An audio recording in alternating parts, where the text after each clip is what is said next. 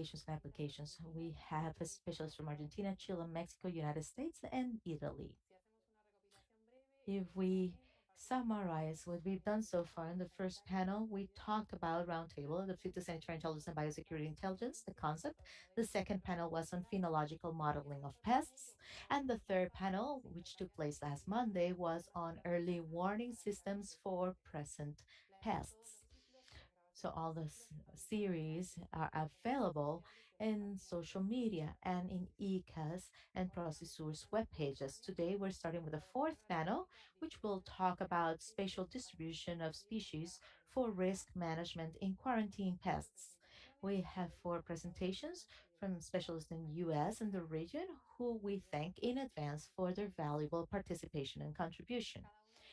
Each of the presenters will have 20 to 30 minutes for the presentation, and I will let you know when you have your last 5 minutes remaining.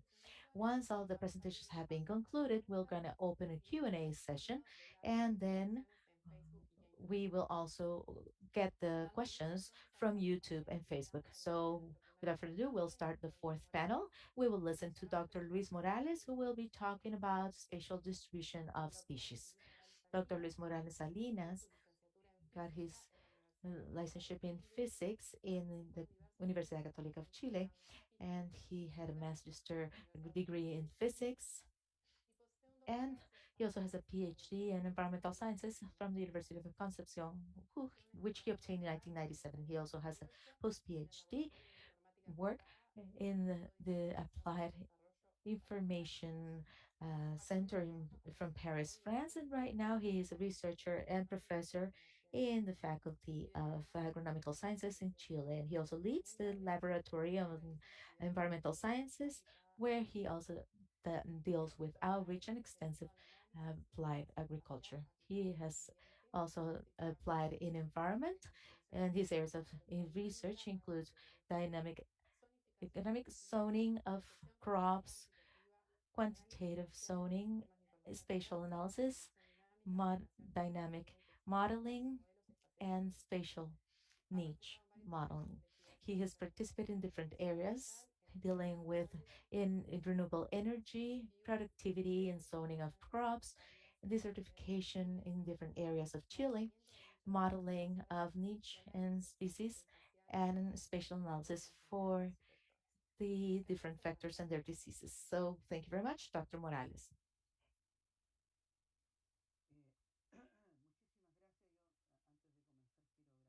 Thank you very much. Before I begin, I would like to thank you for your invitation, and I would like to tell you that I am very happy with what I have seen so far in this previous series.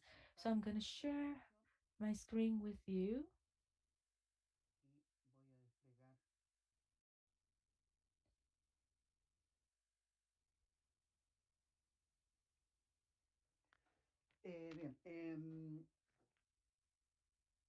Bien, voy a hablar un poco de la So distribución. I'm going to talk about spatial distribution of species, but also I'm going to talk Algunos temas que hemos abordado en conjunto con el about SAP some other topics we have y PROCISUR. addressed, SAP, Lo que and the está research team, mencionado más abajo, específicamente which are con mentioned Roberto below Tapia del here, Servicio Agrícola Ganadero with Roberto Tapia y from the Livestock and Agricultural Service, and all the de la facultad donde students from master's degree and doctorate degree from where I work.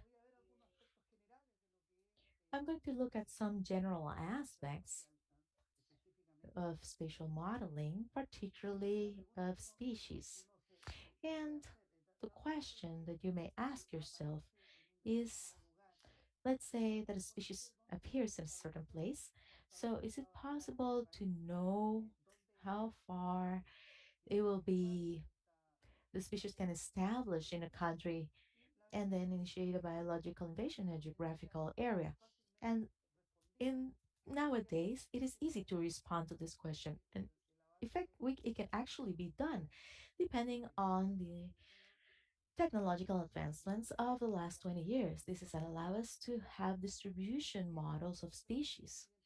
And these Spatial distribution models of species allow us to know which are the most adequate areas for the survival of the species or the populations of a species by the identification of their environmental requirements. This is a definition from 2009 by Sabern and Nakamura. So, in general, these models, as many researchers have said, are tools that allow us to respond to a number of questions.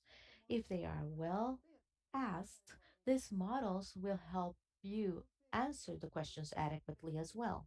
So, what I always say is that a model in general is like a caricature that represents one of my favorite singers in this case. You look at the caricature and you know who the person is. So models can actually provide you with something similar that will allow you to identify an object of study based on the general patterns that this model is giving us.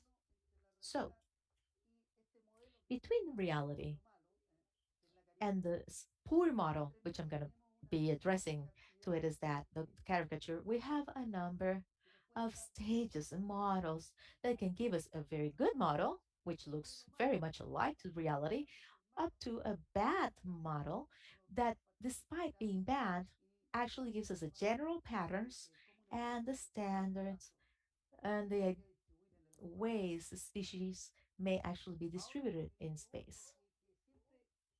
Now, the other thing that you tends to confuse those who work with these models and interpret them is our perception. E- We have in the bottom left the area that I can identify very clearly because I'm using that scale. And models have a greater scale to work with. Let's say the map that you have on the top left, which are with the same perception that I have on the field. But despite that, I can still locate myself perfectly well to be able to do my job.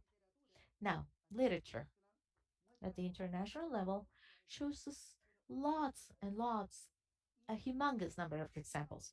And the right use of these models for species distribution allows us or allow us to make sure that the results or the answers to the questions I'm posing are well posed so that the models can actually give me the answers that I'm looking for and that I need. Now, how many models do we have? We have a zoo of models at the international level. That's what I always say, that I can pick from. Now, depending on many different authors at the international level, in the case of insects and vegetable species, we may have some preferences, like maxent or camit. But I always acknowledge this phrase, which is something you'll find at McDonald's. The very first time I went to a McDonald's, I was surprised by looking at the face of the founder that said, none of us individually is as good as all of us together. So each model will have some truth. And oftentimes, putting them all together will make you become closer to reality, regardless of the good or the bad that some models may have. Now, from the user's standpoint, as we are users, we use this black box type of models. What does that mean? We can improve the inputs as much as we want, and the model will generate a number of calculations that are unknown to me. I cannot intervene in those calculations. And what we have at the end is the output. So, in this type of black box models, like Maxent,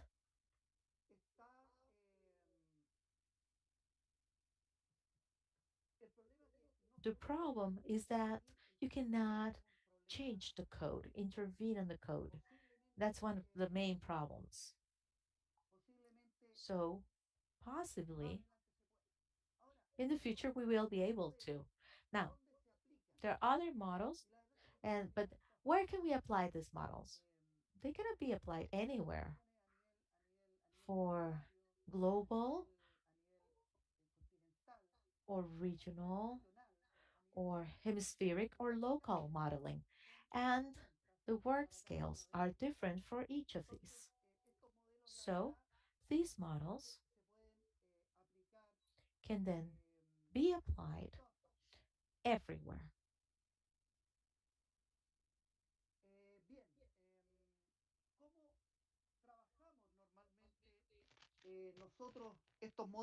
How do we normally work with these models? And basically, we use data and we have data of presence where a pest or a disease has been observed, for example. And these presences may be real or they may be simulated. So, additionally to the presence of said diseases or pests, we have environmental variables, and with said variables such as rain, temperature, humidity, soil coverage, etc., we can then,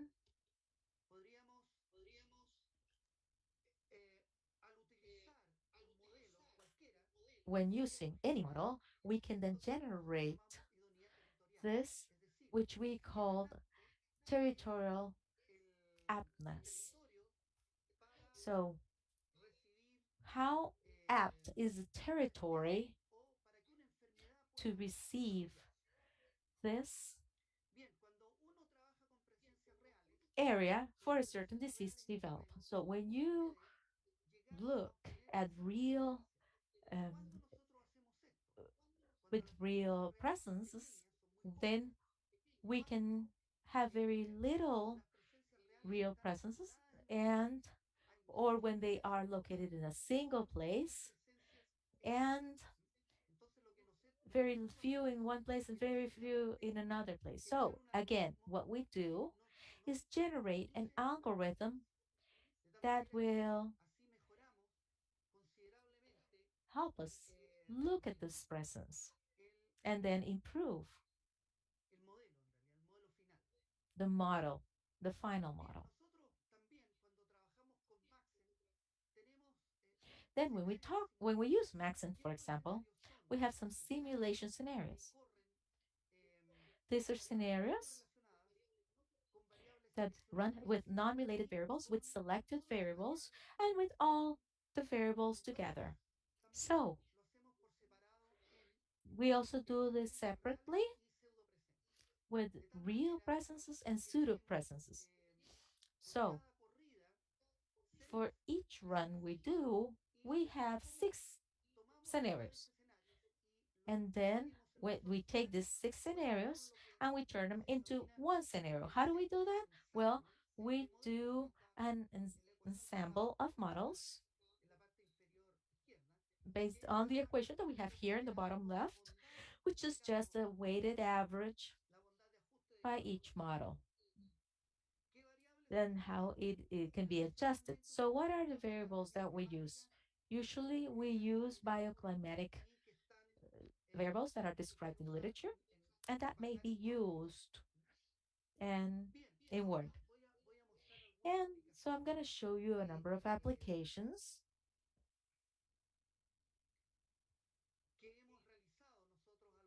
which we have done in this joint effort that we're carrying out with SAG. This is the app.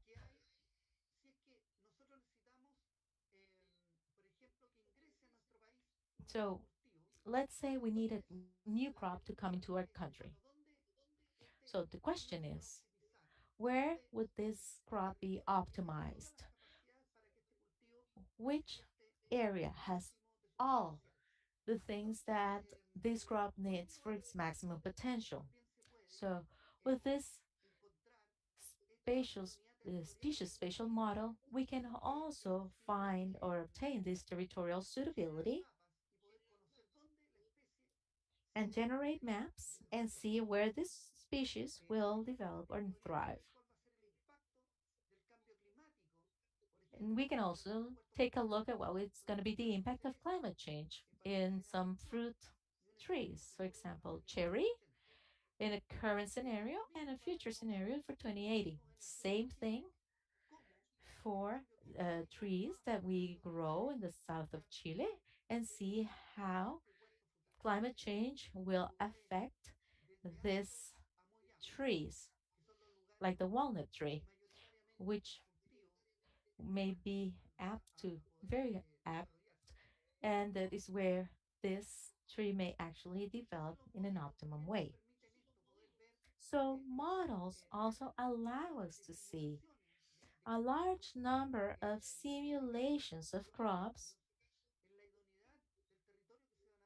and the changes in territory that we will have for the top 50 crops, for example, or the most important crops. So the changes in spatial modeling, in the niche modeling, is quite wide and their uses are quite wide. And we have focused in the past year in pests and diseases. And I'm going to show you some of them. I'm going to start with Drosophila suzuki, which is a pest that has come into the country very few years ago and then came in through the south. And we carried out the very first simulations of the Drosophila suzuki, and, and we published our outcomes or results in the SAG's website. And these were based on data that came from HEMIF, GBIF, and in processes that we found in some traps of SAG.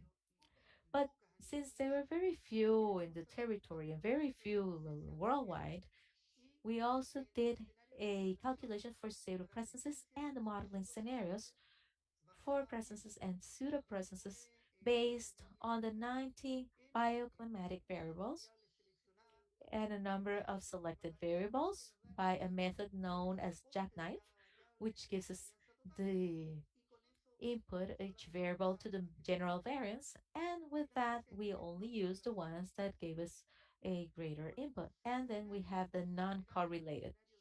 With all scenarios, we generate a ensemble numerical ensemble or a consensus scenario that helped us develop these maps for the likelihood of establishment. So here, this is something that we downloaded from GDIF. These were the traps that were available back then by the SAG. And then the pseudopresence that we generated by an algorithm that we had implemented in R, and that generates a set of pseudopresence that are homogeneous so that the algorithm can function in a more efficient way.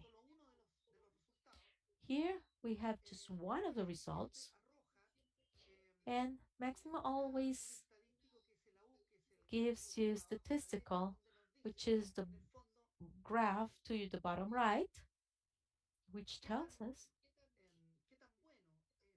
how good the simulation was. That is to say, how far is it from random results. And then we have the jackknife variables, which give us the ones that have the highest burden or importance for this that we are studying. So if we look at different algorithms present in literature, we were able to compare this a year later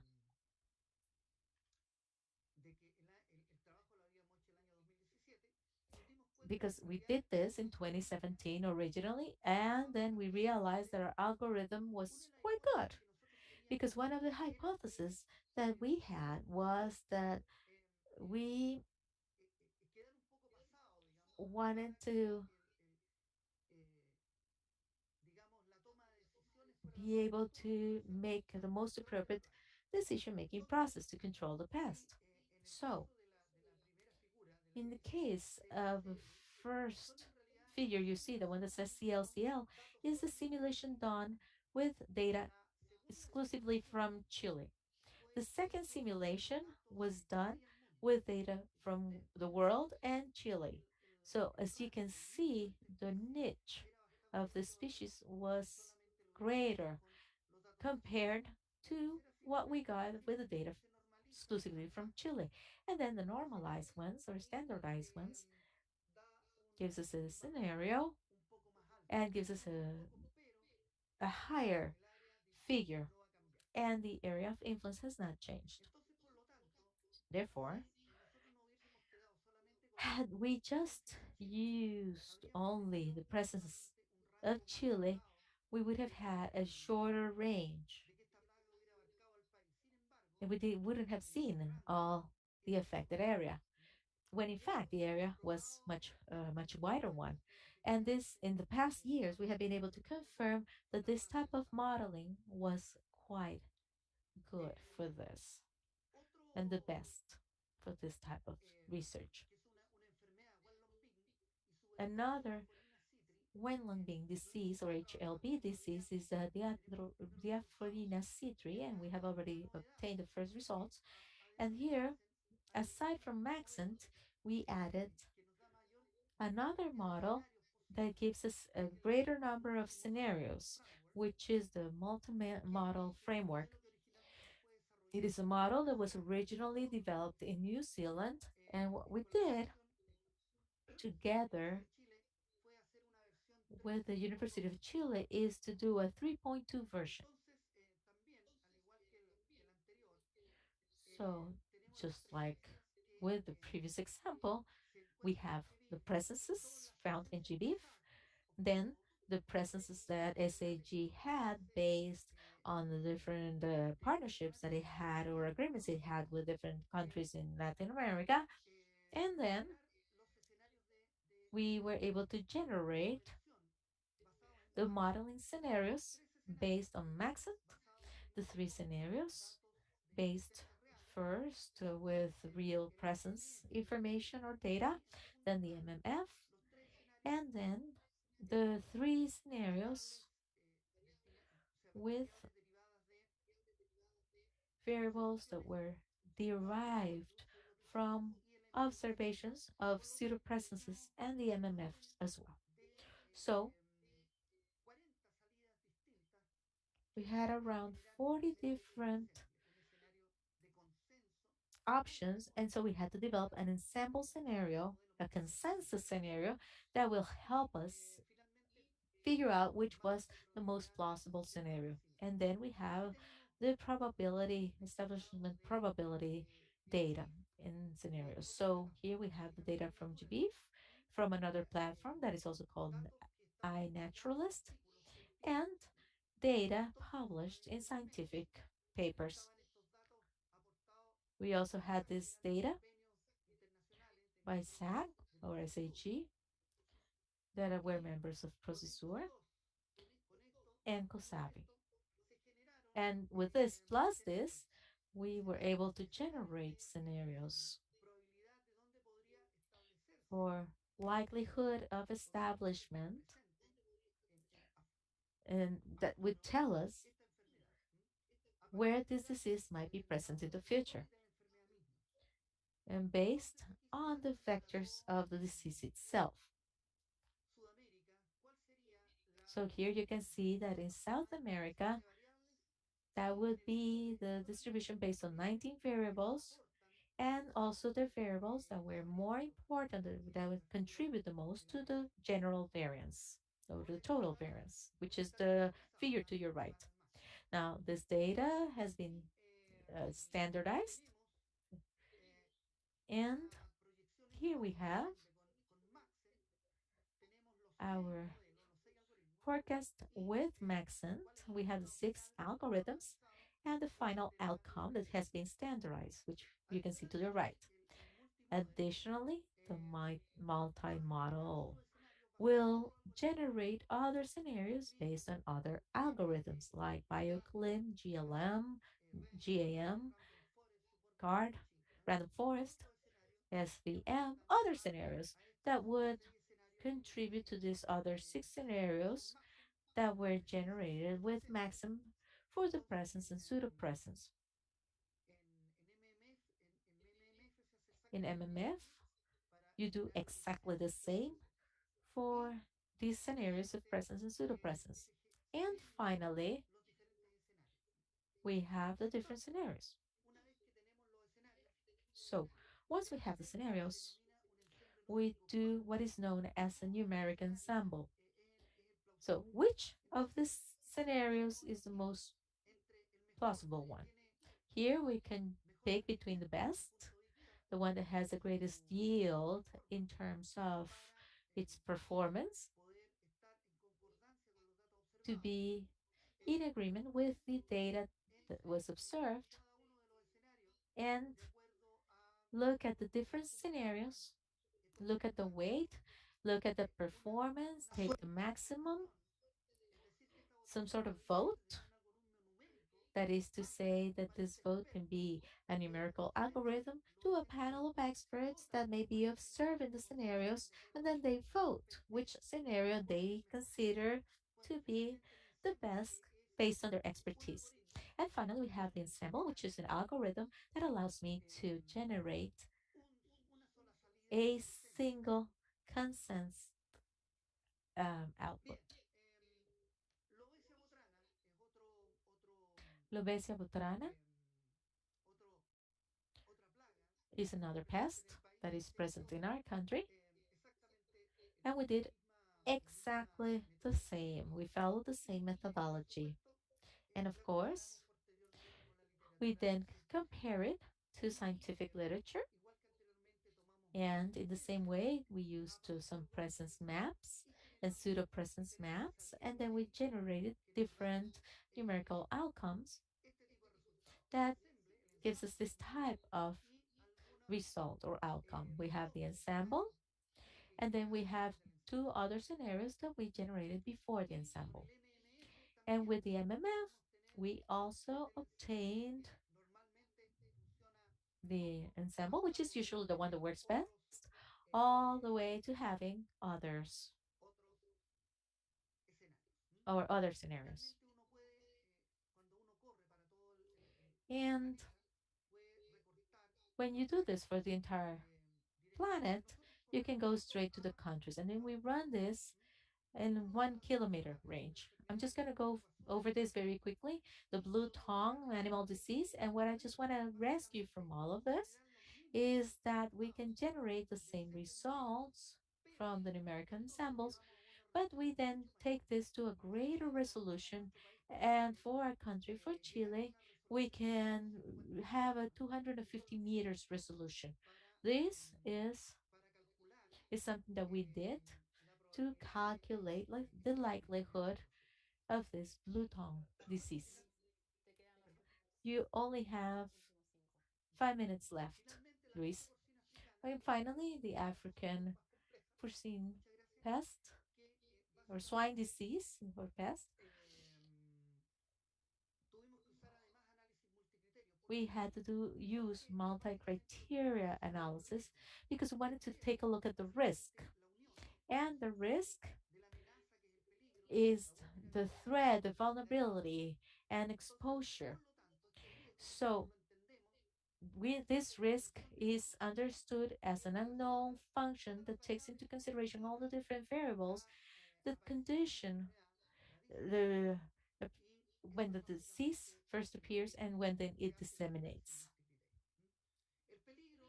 The threat was done based on presence with Maxent and MMF or MMF, where we develop a likelihood mapping where climate change is located in a certain place. So now we have what we're missing, the risk. A risk is a likelihood for this disease to be introduced into our country, and once it enters the country, the exposure. of pork or swines, how exposed they may be, and then the spreading of the disease in the territory. So, this risk will depend on many factors. First, the pathway of entry through transport, ports, airports, uh, or borders and or landfills, and then finally affect the swine.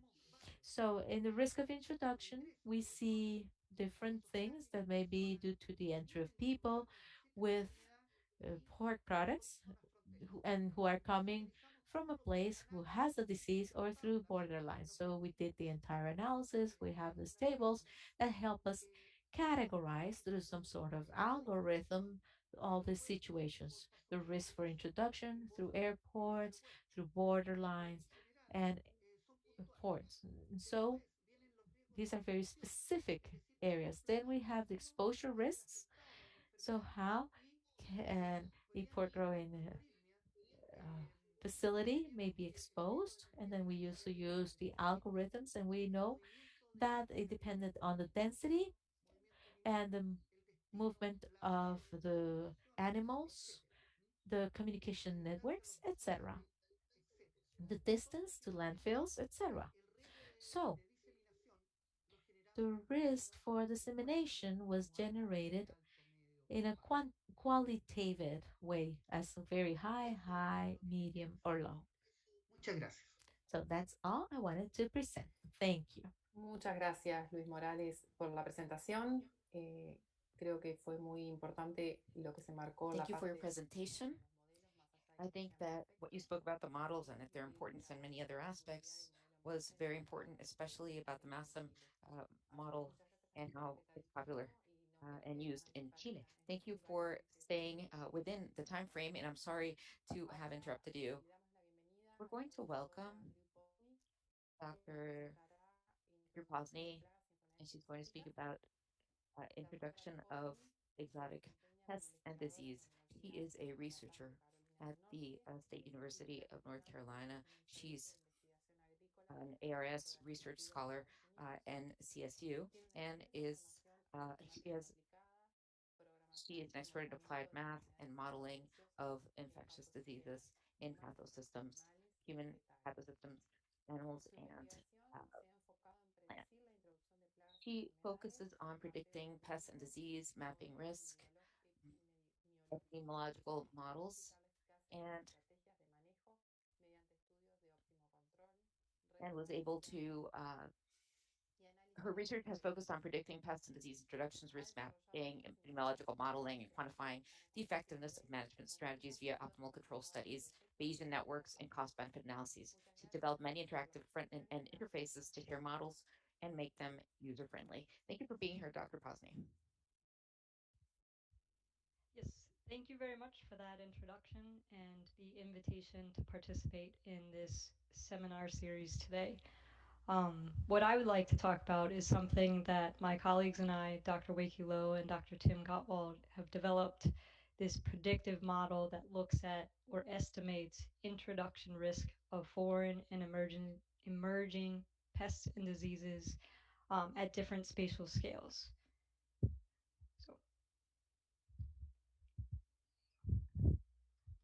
okay. So when we talk about emerging pests, we cannot forget that humans are the ultimate invasive species. As Dr. Morales mentioned in the end of his talk, there are a lot of ways that humans can bring pests and diseases to new areas. So this is something that's been continued on for decades and decades. And as we can see here in this graphic, there's been these points show the earliest instances of human infection, and I just want to point out a couple that recently impacted a lot of the world. In particular, the Zika virus was first reported in 1947, and then eventually was transported and discovered into um, new areas around the Pacific, and then eventually entering Brazil and being detected around 2015 before it spread throughout the Americas. And more recently, something that continues to impact all of us is this COVID-19 global pandemic. Granted, these are all human infectious diseases, but it shows that global connectivity that kind of keeps us moving and transporting things around the world. Emerging pests and disease introductions are often directly linked to travel, trade, and as well as just general migration. In the first graphic here, this was a pre-COVID graphic, but it shows the intensity of international connection by just airplane travel. There's a lot of connection with the US and the EU, but it's a constant pathway for humans bringing somewhat inadvertently some pests, some plant material, and moving diseases around the world. In the bottom graphic is a live flight tracker. I took a screenshot of this just a few days ago in the morning, and you can see there's some limited international travel. It's slightly less than it would normally be due to some current restrictions that are in place in different countries. Um, and we also have marine traffic. So this is another website you can go to and look at kind of that constant movement of marine and boats and those active trade routes, even in the current times. But what this means is these are human-mediated pathways that allow plant, animal, and human pathogens, noxious weeds, other exotic plants and pests and animals to be transported to new places around the world. So with that, and our goal here was to develop a predictive model that utilizes these human-assisted pathways such as travel and trade to predict introductions to help guide survey efforts instead of reacting to these introductions. So this was the whole point, was to look at making it easier to go out and search for things when they're at a small or a low incidence level. Now, our group is mostly focused on agriculture, so we did this with plant diseases and pests in mind, but this methodology can also be used to work with human and animal diseases and pests as well. Just for the sake of time and letting you guys know, we did publish this a few years ago, so there'll be more details available online through this paper about the full methodology and some other examples of the applications that we were able to use for plant, animal, and human pathogens.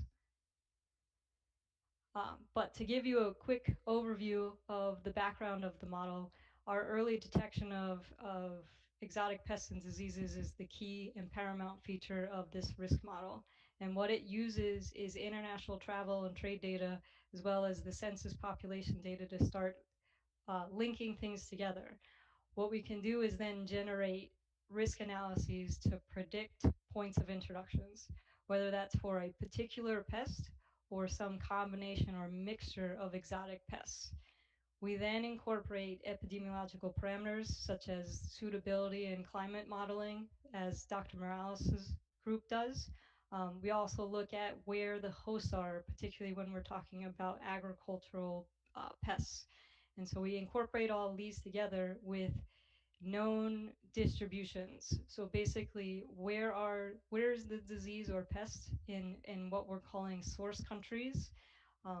These are places where it's reported. There's a definite distribution of pest or disease there.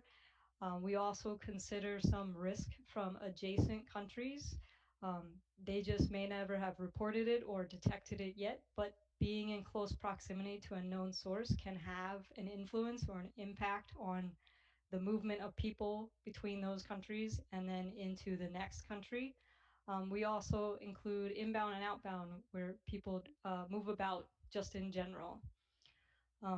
The other key piece of this model is that we predict and we estimate risk at any kind of spatial scale that is necessary.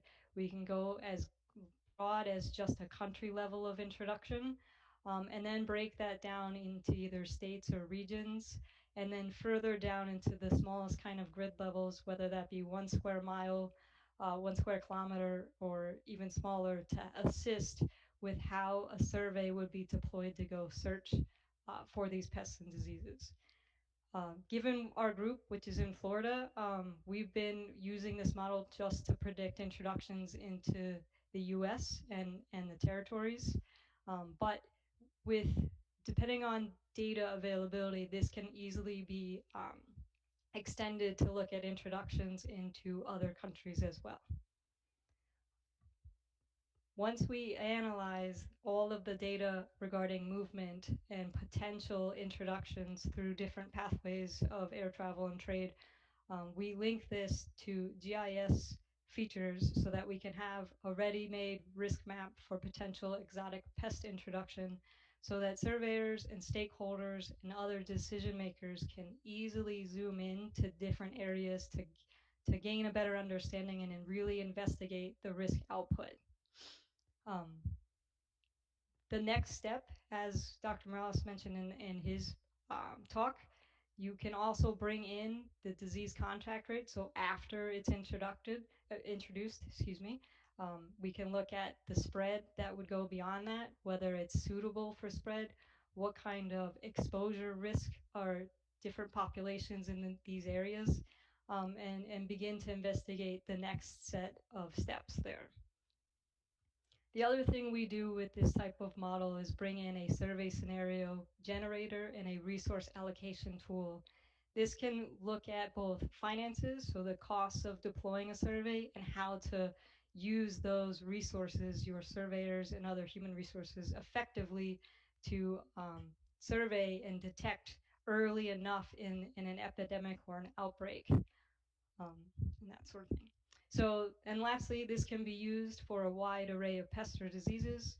We'll demonstrate we will show some examples and some applications for plant pests, as well as some animal and human diseases.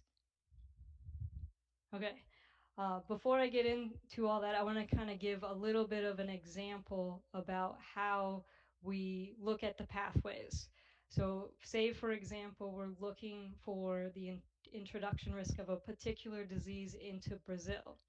We would then look to these pests and disease databases that show the global distribution of that pest, what is known about it. And so in this example, we're saying the disease has been reported in Argentina and Portugal. These may be at different disease incidences. There may be a spatial distribution that we need to take into account, but this is what is known to the public. These have been detected, it's been reported. So we have a risk of looking at pathways from these countries into Brazil. The next thing to consider is anything that might be nearby or a secondary pathway into Brazil. So that would be something like, should we consider Spain and Uruguay as potential sources of diseases? Maybe they just haven't found the disease yet, but it also presents a secondary pathway into Brazil. So we want to be able to work with what is known and what is a potential risk. And then we can aggregate that together in this general risk algorithm that I show here, because you always have to show a little bit of math behind your models. But you can take the source country where diseases or pests are known, an unknown but potential country. Those are generally nearby countries, but also a secondary pathway, as well as the inbound, outbound of travel. And so we can weight these differently based on incidence levels and the general travel volume between these countries to generate a risk output. So what I want to do next, given the time, is just go through some applications. Here, we're just looking at the distribution a few years back of the plumpox virus. It's a disease of prunus, and so we can investigate where it's present, and you can see that in these different types of colors here. And we want to investigate introduction risk into just New York State here in the US. One of the things that we also have is borders. And so if we zoom in to just this section of New York that borders Canada, which has some PPV, back when we were asked to conduct this research, we're able to then simulate or estimate the travel volume coming from all of those different countries with PPV and start to break down and link it up with a prunus host map that we have for New York and start to, here it's color coded, but estimate risk on a 1 square mile grid. You can see that the high risk areas are in the red. Where no commercial prunus is located, we can omit that from the risk map, but this presents something easy to grasp for stakeholders and surveyors to go out and conduct their initial surveys for that introduction of potential PPV. Another example is for HLB. So here is where CLAS, one of the Lubiribacters, is distributed around the world. And we, being in Florida and being a citrus priority research group, we've investigated introduction risk into all of the citrus producing states in the US. Here I'll just focus in on Southern California. And so this is just looking at where initial points of introduction would be if, if California didn't already have HLB, but it's looking at those countries that we saw in the previous distribution and where it might be found. HLB is only in residential citrus at the current state in California. And what they're also using is this layer as one factor in a comprehensive risk-based survey approach. And so there are a bunch of other risk factors that you can integrate with something of this introduction risk layer and really target survey efforts. My colleague, Dr. Weiki Lo, will expand upon these details in his presentation. The other thing I want to mention with this type of introduction risk model is that it's not just we can do more than one pest or one pathogen at a time. Here we're looking at all 3 Lubiribacters for HLB and the introduction risk in the entire state of Texas. Here it is in the census tract spatial distinction. So basically it's a population-based spatial layer. So it's not evenly geographically spaced, but based on where population is. And the other thing we can do with this type of modeling approach is really kind of nail down where the sources are and what kind of contribution of risk is coming from different areas. So with this example, we want to focus in on the south border of Texas, which borders with Mexico. And so when we do that, we can also look at border crossings. And in particular, here are some border crossings that are close to citrus production, commercial citrus production in Texas. These border crossings, we can consider all the types of travel volume, whether that's commercial volume of loaded trucks of citrus transport. We can look at just general population movement, whether that be pedestrians or buses and other personal vehicles. And with border control, we can look to how often or when and where are citrus pests intercepted. So this is something that we can kind of consider as other background data for the risk from a particular port of entry. If we do that, we can then predict or estimate the risk coming through each one of these ports of entry. And you can see it propagating out where we have several border crossings kind of in close proximity. Another thing that we can do with this kind of introduction risk is take a step back from the pathogen level and look at multiple pests at once. So this is an example. You'll see just the distribution for the 3 different pests I have here: citrus black spot, HLB, and citrus canker. And you can look at the distribution across the world and then break down individual risk maps for each one. But then we can also aggregate it together to have a more efficient and effective survey where growers and surveyors are going out to look for multiple pests at once. So these are all pests of citrus.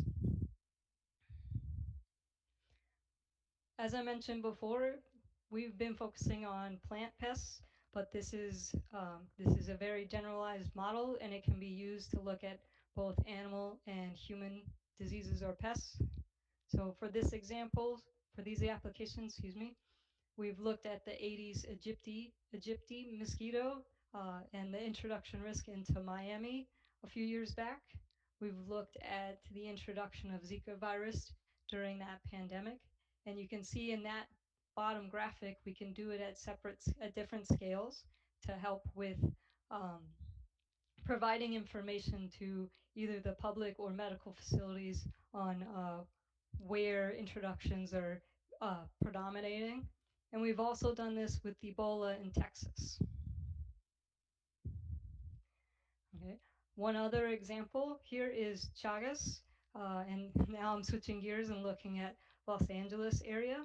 And then this gives you a visualization of how we can investigate based on different countries. So the distribution is pretty prevalent when we did this in South America. So then we can investigate basically what's the influence or impact from connections with Mexico, Argentina, and Brazil, for example. And you can see they have different amounts of influence that we can weight differently depending on those connections and how they might dynamically change. Right. Um, and then the next part, to make things easier for our stakeholders and decision makers, our group maintains an online tool. So this is a web-based tool that includes a pest and disease database for some of the critical pests that our stakeholders want to survey for. And you'll be able to see the maintained distribution of that pest around the world. And it provides a little bit of a table to show that incidence data when we have it available. And what this allows is for stakeholders to run the risk analysis and be able to generate a risk map output that they can investigate and look into immediately with some interactive features, but also be able to download some result output tables that they can link directly with their GIS mapping devices. Okay, and just to kind of wrap this up, so this is all about kind of looking for that initial point introduction. And so early detection is the key component there. But to help with surveillance efforts, we need models that are looking at really granular or detailed spatial scales. So something that's efficient for surveyors to actually conduct and deploy their resources. And so with that, this is one layer of many layers that can be used in a risk-based surveillance methodology for any type of pest. You can then extend it and bring in local spread models to simulate dynamics after introductions occur, and then also link with medical facilities or diagnostic labs for different trainings or rapid response protocols. So the key, again, early detection followed by appropriate rapid response. So thank you for your time and attention. I'll take questions later. Appreciate it.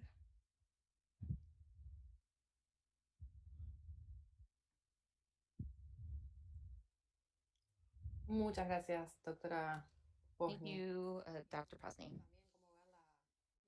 It's really interesting how models are used in applications uh, with regards to risks and in human beings, and how we can use these tools for decision making and for so helpful for early detection and rapid response, as you're mentioning. So now we're going to hear Dr. Ricky Lowe. He's going to speak about mapping risks of pests, uh, and he's an expert in math and applied math from Chengdu, China. He has an MA in data analysis, risks, and nonlinear mathematical systems from York in England, and statistics studies in the University of Leeds. He's an expert in applied math, statistics, and dynamic systems, and uh, large-scale data analysis to study dispersion and at a multinational scale. Dr. Lo worked for Systemic disease dispersal and mitigation on a multinational scale. Dr. Lowe worked several years as a biostatistician at the Food and Environment Research Agency in the UK before beginning his research in Florida in 2011 as a collaborator research scholar with NCSU and a visiting scientist at the USDA. He played a key role in a wide range of multidisciplinary projects, including risk-based surveys on HLB, ACP in Florida, California, Texas, Arizona, and the plum pox virus census traveling modeling for disease introduction from 176 countries, agent-based simulation for HLB, ACP spread dynamic, human-mediated dispersal models for local Zika transmission, and aerial image processing for disease management. He's also actively involved in the production of user-friendly web applications, research papers, and conference presentations to ensure prompt communication of findings to a broad scientific and academic community. Thanks so much, Dr. Lowe, for being with us today. Okay, thank you.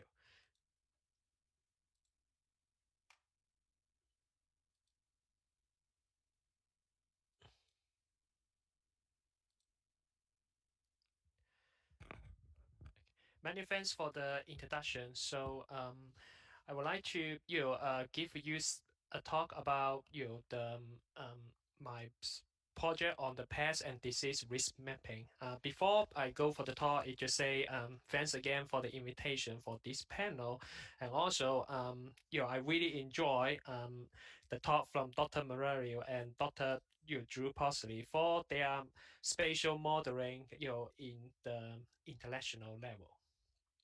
Okay, so my talk will be focused on the risk mapping in the US. So as you know, there are so many different risk models. So as time limiting, I'm not going to cover every single one of those. So I'm going to talk about our experience in building that in the US. And definitely this kind of model can be extended for different country or disease or pest as well.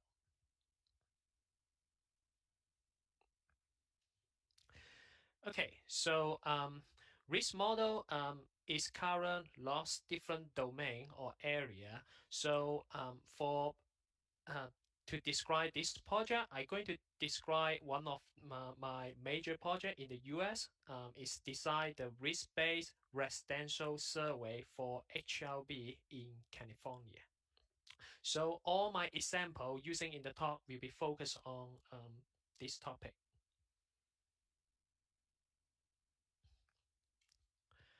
Okay, why do we need a risk-based model? So generally speaking, disease or pest can threaten many agriculture area across the world. So with many diseases, it's actually very hard to detect if they are not introduced, or even they are introduced, they are not spread serious in your landscape. So we need to come up some kind of method to optimize or maximize our chance to detect the disease. So risk-based model or survey have been used frequently in the USA. So for example, California, Florida, Texas, and New York, we have all working on for the past few years to help them to decide the disease or pest survey. And this kind of model have extend to some other country as well. So for example, Argentina, Spain, UK, and also start working on Chile as well for using some part of the risk model. The main purpose of using risk model is try to enhance or maybe promote early detection, and the maybe the manager or maybe the decision maker can come up a better way for disease control or mitigation. Okay, as I mentioned, the model can be applied for different disease, but I'm going to focus my talk on citrus greening, which also known as HLB, Huanglongbing disease. The picture on the left here showing you the main vector for the disease dispersal. So this is the one moving the disease from one tree to the other. If the tree is infected, so it can show up some symptoms. So this just like yellow shoot or yellow dragon shape of pattern.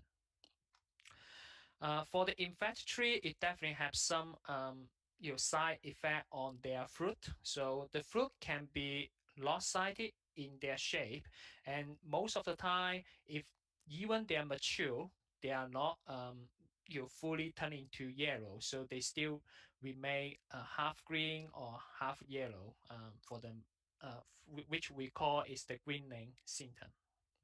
This is the a bacterial picture under the electronic microscope. I'm not going to go over the biology for this. It's just showing you what the bacteria looks like.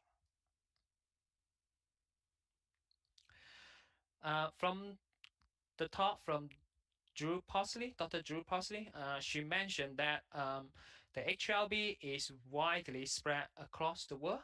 So as you can see, the red color means the country have been infected with HLB.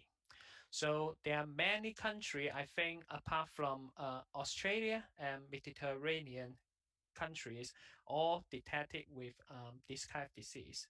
So far, there's no effective cure or control to slow down the potential spread for this disease at the moment. Back to the US. So the disease was first found in Florida around 2005. A few years later, they have their first detection in Texas, and also they detected in California as well in the residential area.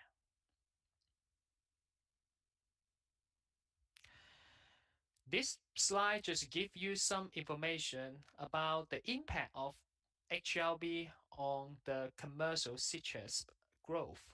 So the picture or the satellite image here showing you a normal growth looks like around 2008, and this is also the year that citrus growth confirmed with HLB infection.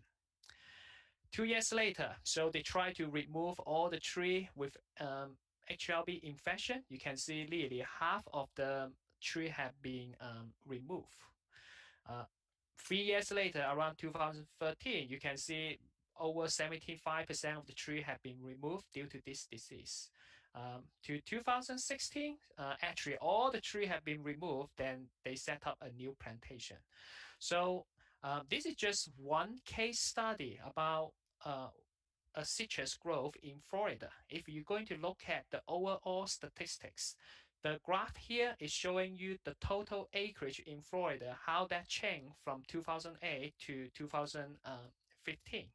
We have lost nearly 30 to 50% of the acreage for just less than 10 years. So it actually, as you can tell, HLB is very devastating or very serious for the citrus industry. Okay, so the disease is continue to spreading. As I mentioned earlier, they are found in California and Texas. So the California agriculture department actually come to us to see if there are any method to help them to detect the disease earlier or help them to provide better management. So here is the model we construct 5 or 6 years ago. So this one, the model can be divided into three part of three components. So first part, we decide what is the study area. And then we're going to filter out the suitable landscape to build our model. The second part is about risk modeling. So it just say, after we filter out the suitable landscape for risk modeling, we're going to look at different variable of risk should be used to build the model. So for example, weather, census travel, which is just the one Dr. Drew Parsley just showed, transport corridor, some other factor, for example, the ACP density or maybe plant nursery or green waste facility or even free market or farmers market. After you consider all those risk factors, you integrate or combine them all together into one final risk map.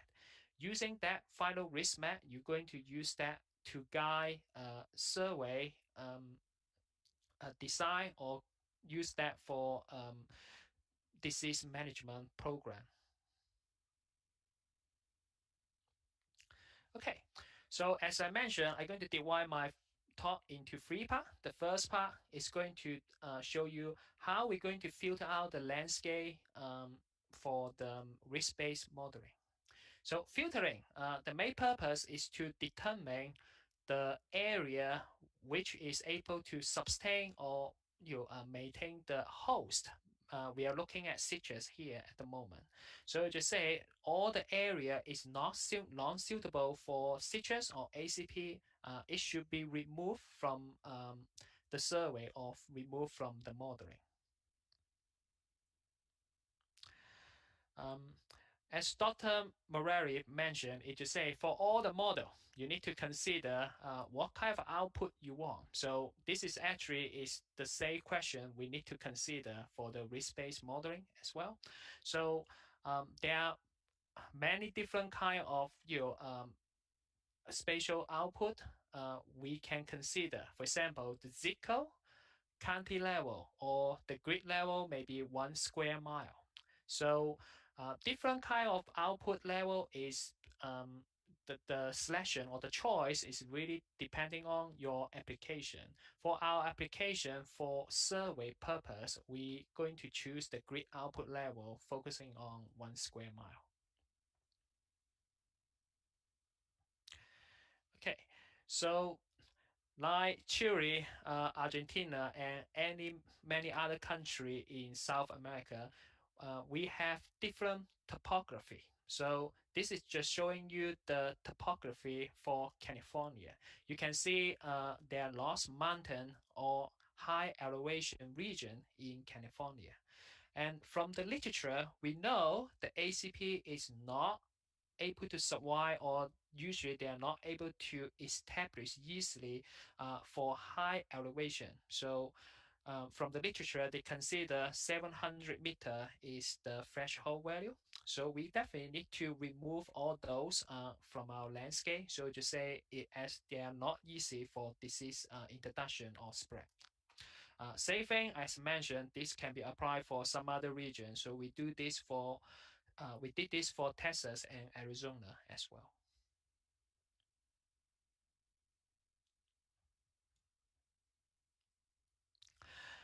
After that, we filter out the elevation, some other maybe area we need to focus on.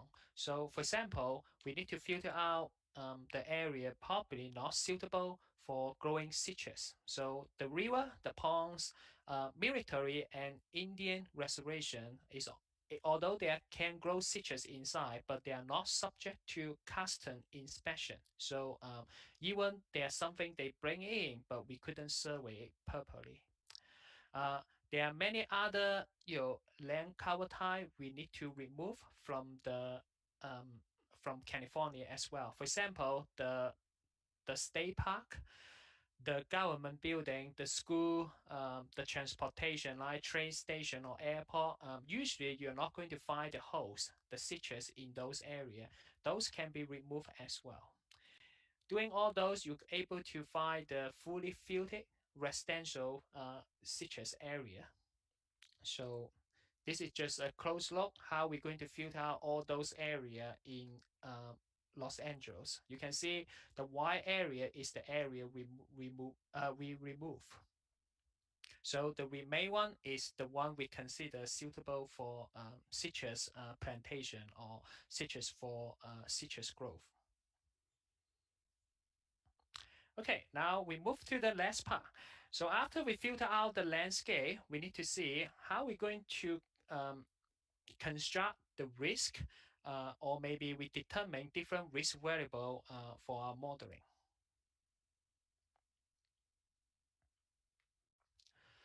This is just a general mathematical model for our risk-based model. It has three components.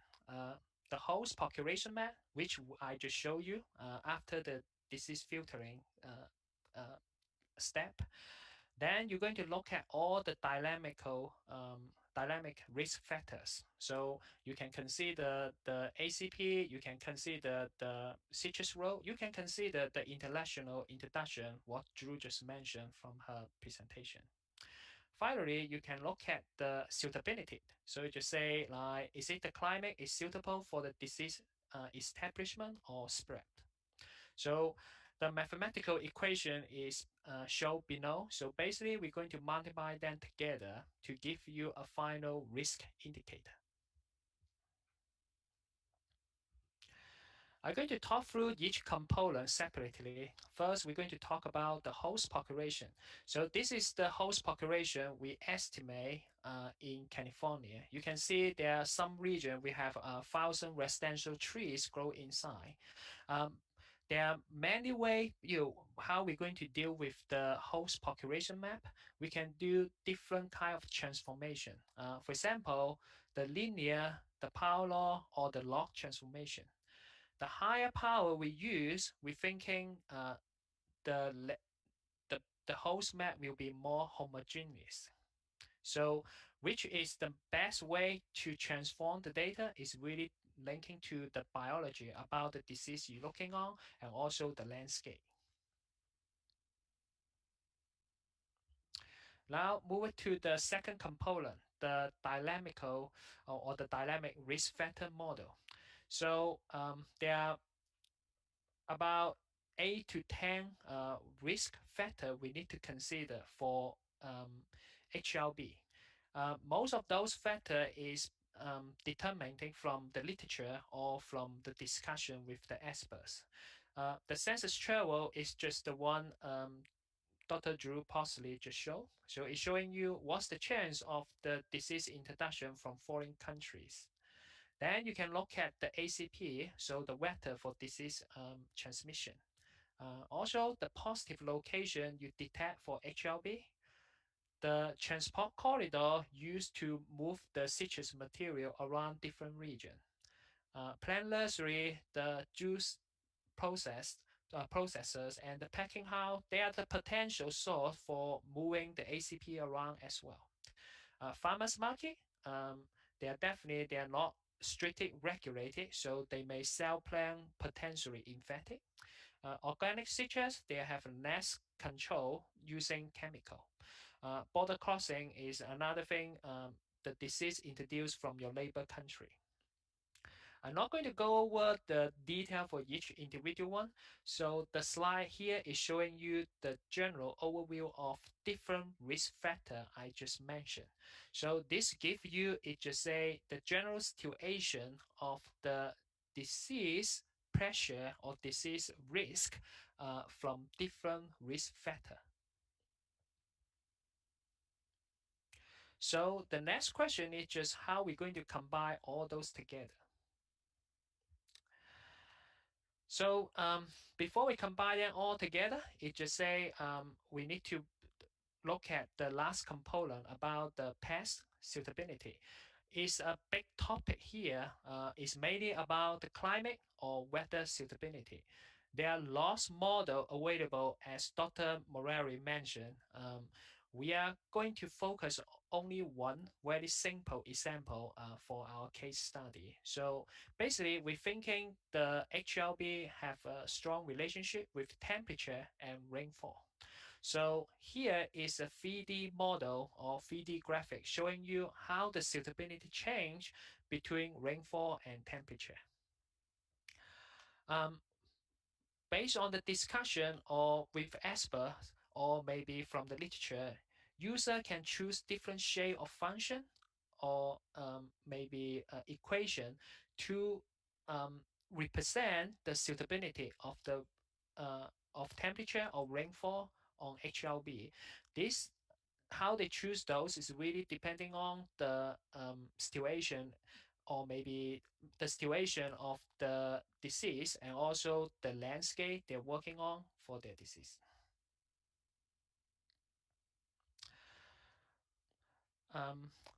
Apart from the climate, environmental is another thing we can look at the pest suitability.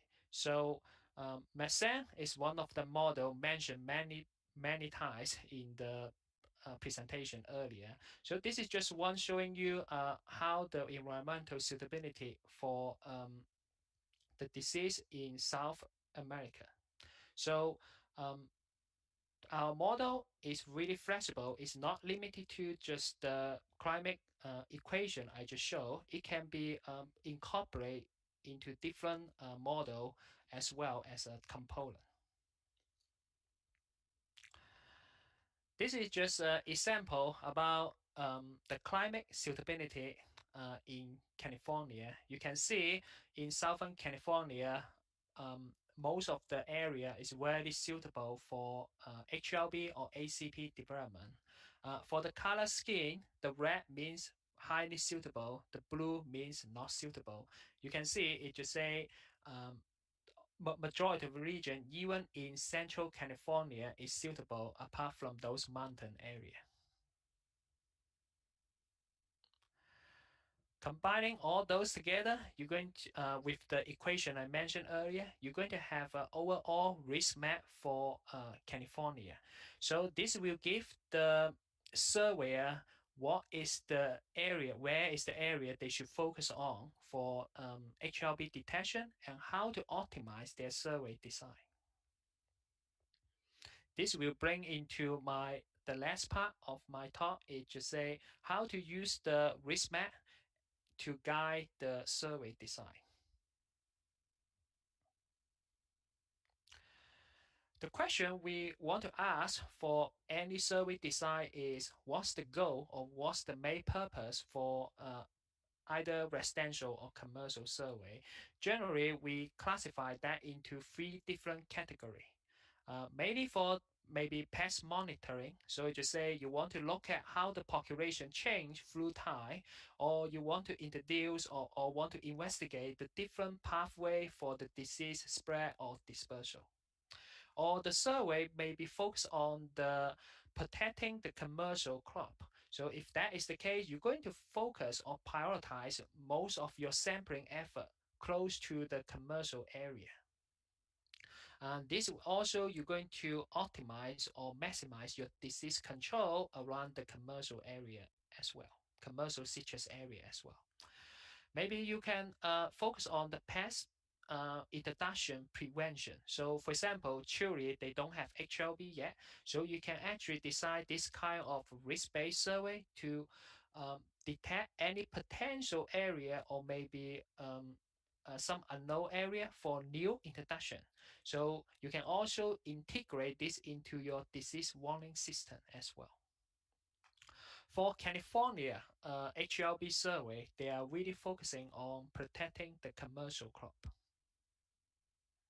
So based on their purpose, so it just say a different sampling scheme can be recommended. So California want to focus the protection on the commercial citrus. As you show, all those green area is the commercial citrus in Southern California. So you can see they increase their sampling capacity or intensity around the area. Further away from the commercial citrus, they reduce their sampling density. So this is just the equation represent how the sampling density change through the distance to commercial citrus. Okay, after we decide the commercial or maybe residential citrus survey, we're going to share this with the regulatory agency. So this is just an example map how we're going to share through Google Earth with different interactive mapping technique built inside. So each grid you can see is a 1 square mile block. So if the user click into, they can look at what is the satellite image looks like, and they can get all other information, it just say what is the actual residential area and where is the potential place to look for all those residential tree as well. Okay, so here's the conclusion. So what I just show you is just an example of citrus HLB in California, but this disease actually is a global threat. It it could be bring loss of potential damage to of the citrus crops in South America. So what we try to do is promote some kind of risk mapping technology to maximize your chance for early disease detection or early disease management. So what we are showing is a risk-based model have been built for California. Actually, we have also used this for Texas, Florida, and Arizona as well. Um, the model is dynamic, so you just say like alongside the HLB pandemic, some of the variable may be included or removed from the model, and also some of those need to be adjust their weighting or contribution as well through the time we build the model. We have worked with Dr. Roberto for the past few months to give out a series workshop on the risk map modeling and training. For the future direction, definitely we think the risk-based mapping should be recommended for future HLB control for other countries around the world. And we also want to collaborate with Chile with Dr. Roberto for further risk model construction as well. We need to, as I mentioned, the model is dynamic. It can be applied for some other plant, animal, or human uh, disease or pest mapping as well. Finally, thanks a lot for your time and attention.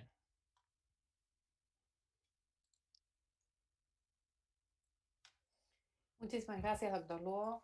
Creo que fue una presentación que además Thank you very complementó much, Dr. Luo. I think your presentation supplemented very well the previous presentation as well, and how you showed us the HLB as a specific case, how to quantify all the risks, so then they can be weighted in the model that is generated, and how surveys are generated from data in the field. I think that focusing on HLB is quite good and timely, taking into consideration what we're doing in PROCISUR, of which Dr. Tapia is a member, and hopefully, and now we will have his presentation, and also especially in the second component, which has to do with the mobilization. So exposición para thank el you uso. so very much for offering yourself for the project.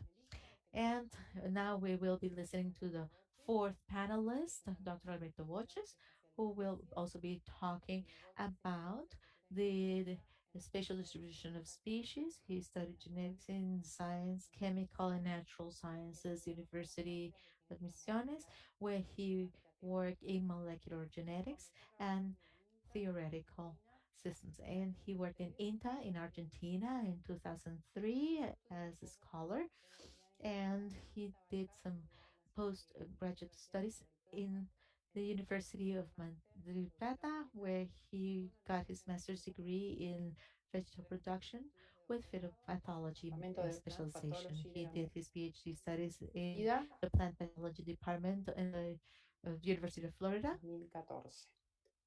Es parte del in laboratorio de 2014. He's part of the Phytosanitary Health, Citrus Health, Inventavista, and he is a specialist in citrus phytopathology. He is a actualmente collaborator on INTA and other external projects, and he is the coordina el módulo de in HLB HBL citrus diseases. He coordinates HBL mode for the control of HLB, carbocapsa, and other diseases, and the regional unit for the promotion of innovative tools for the prevention and mitigation of HLB LP in PROCISUR countries, which is the project that was mentioned before. So thank you very much and go ahead. Thank you. Good afternoon. for your participation. And thanks to PROCISUR and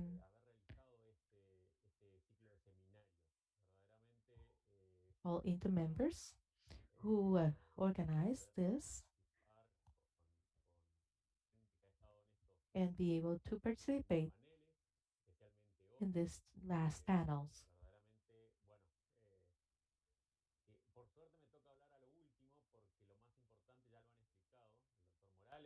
Que colabora con Roberto Tapia, que está en el componente 2 del proyecto, y la doctora Posni, Dr. Posny and Dr. Lu, who were working on this since last year, and individuals from the SAG. So thank you so much for taking your time and providing us with your support during this project.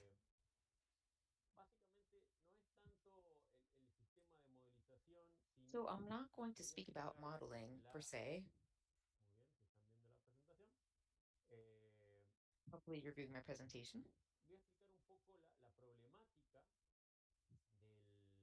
I'm going to address the problem with regards to the disease.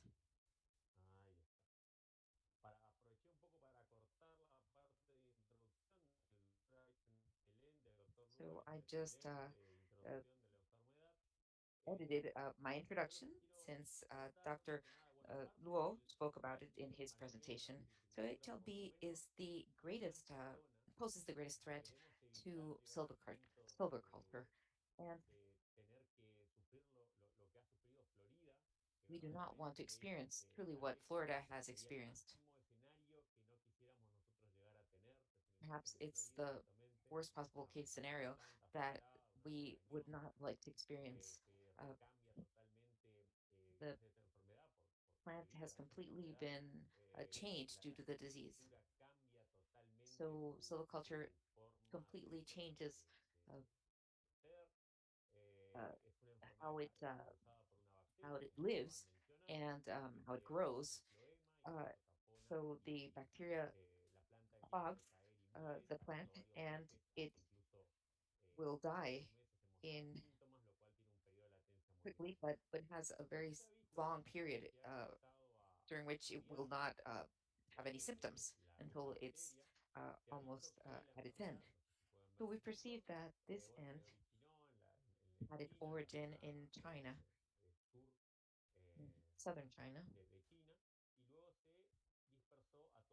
and it spread throughout the rest of the world. Now, before the onset, there were different species of this bacteria that are all related.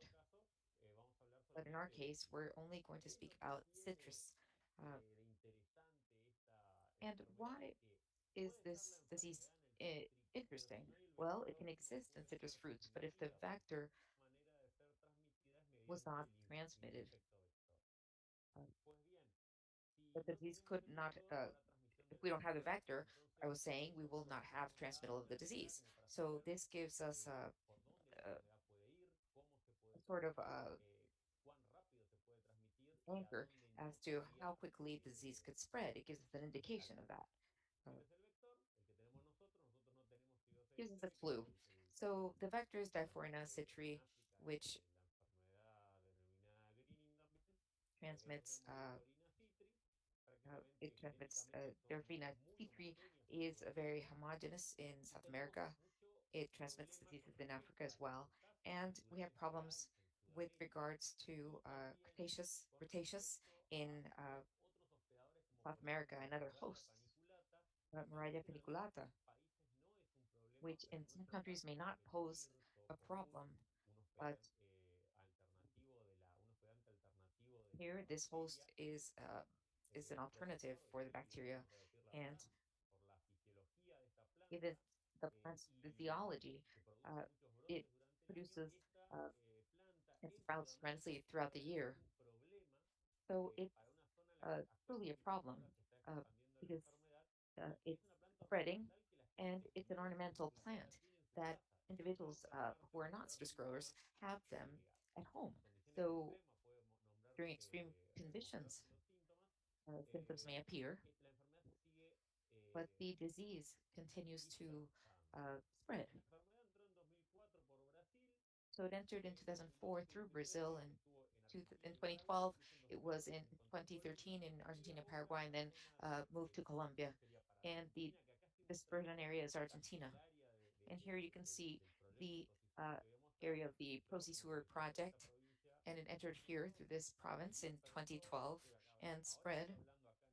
Now here I'm speaking about the blue point, the bottom one. And the big problem here is that this area near the Uruguay River is a large citrus growing area. And there's another large area that grows citrus in the Parana River. So this is of great concern because there's a high density of plants and it's spreading quicker. So Dr. Luo will imagine that in 2018, he was with Godwell uh, at presenting a conference, and before you could travel to other cities in a car in South America when that was allowed. Well, and I remember that, well, we traveled there for the meeting. So after Dr. Lu's presentation, it was a trigger, let's say. Uh, it triggered us to all think about a bit more mobilization and modeling. And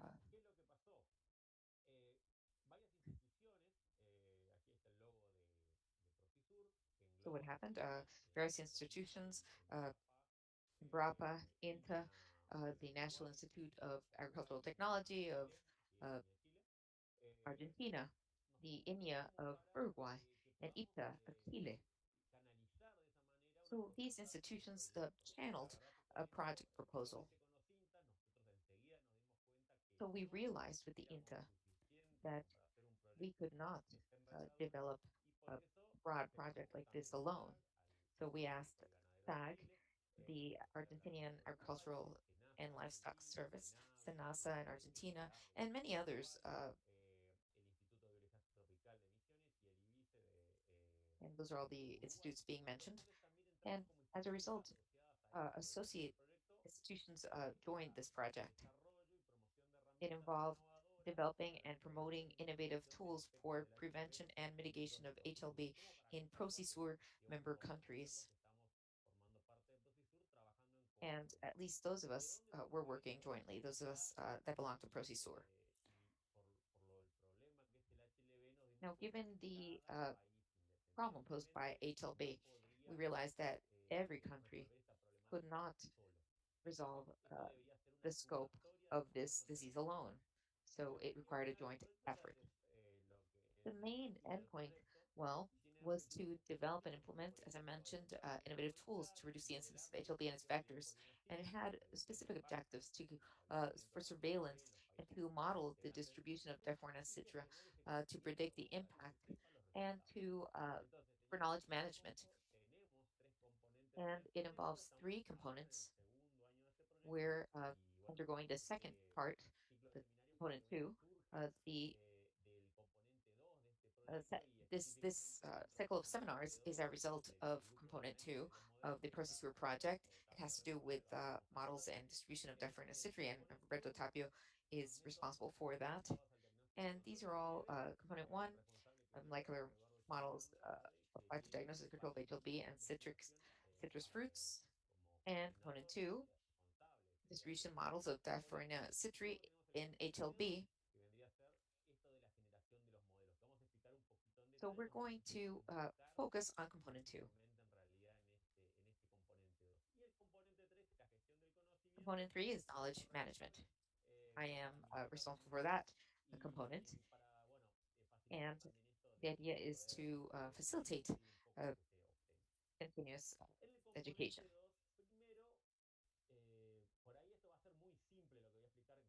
Well, this is going to seem very simple compared to what has been presented by my predecessors here at this meeting. So the idea was to update our bibliography, and we realized that given this bibliographic bibliographic review, there were external efforts that were required for this. Well, we needed to identify the different bioclimate variables to calculate the probability of the disease onset and its vector when phasing natural enemies. Uh, Natural enemies play an important role in our region. Now, this database that we're trying to develop, well, the idea is that in 5 or 10 years, this information will be housed in our developed database. And then the idea was to conduct species distribution spatial analysis. And Roberto Tapia is in charge of this, and we wanted to develop modeling for uh, species distribution uh, in an maxent and multi-model framework. And then calibrate and validate a remote model for a DC tree and HLB through spectral images. The idea is to validate this in the field and see if it could provide more input for the model. So out in the field, wavelength transmitted by a diseased plant, and using that to differentiate it from other diseases and superimpose that on satellite images, and to see if this can provide information and validate or perhaps add more to the model. So these are the different monitoring or surveillance scenarios. We had various scenarios because this was very broad. There was overall fear. We were all afraid of the HLB while superseding our efforts. And then scenario two, presence of the vector and not the disease. And scenario three, absence of the vector and of the disease. So what we did was differentiate different plots of land and uh, and collect data, since we didn't have specific databases as do researchers in the United States. There are some databases that we just don't have available, or they're just being developed. So what would be ideal is to have, well, plots in Argentina, Paraguay, Brazil, and Chile, and then and look at the symptoms, the phenological state, the presence of the vector, and the well, phenological state, and natural predators. And what we did during the first year is that we worked on these.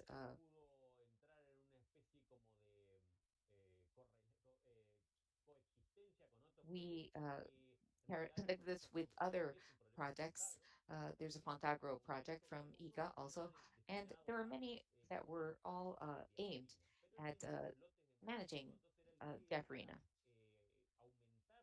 And we wanted to increase or uh, improve our database. As a result, that's what we did. We created a protocol that was stable for all these different plots that show where the sampling is being taken from every month or every 2 weeks. So, well, we were holding meetings, and then the pandemic hit, and then in some cases we weren't able to, well, take samples, but sometimes, but we were able to meet frequently virtually, and individuals with historic databases were able to add that to our project. Roberto started participating in the project. He had vast experience in this. There was a prior risk analysis that he had carried out, or the SAG had carried out in Chile with the COSAVE database. So we had a database for climate and for so basically we had more experience. We uh, work together with more experienced participants and the databases, the historic databases that we have been, for which we've been collecting information decades before, well, this is a disease. I think the vector began in 1995, but today we can't really say that the disease is present. We have some early warnings in certain diseases, but we have much information about the populational dynamics of the insect. Well, in order to not complicate things, since I'm just synthesizing what has been done, I was trying to form a very humble synthesis of, well, what PROCISUR has done. So what we did was to populate this database and, and conduct composed analyses. So as an example, and Dr. Morales explained this, uh, the idea was to use these species distribution models as New Zealand has done, this multimodal 3.2 framework. Uh, and New Zealand was supposed to work with us on this, and well, because of the pandemic, they weren't able to. So, so Roberto was able to work on this and perform his analysis with what we had. So the idea is very simple. It's our multimodal framework, MF 2.2. It's basically uh, feed information into the database and then create models and then perform these ensembles, assemblies uh, to get the purple box, which is our consensus layer, which is the best of the best of all these models. The best were taken and they were superimposed.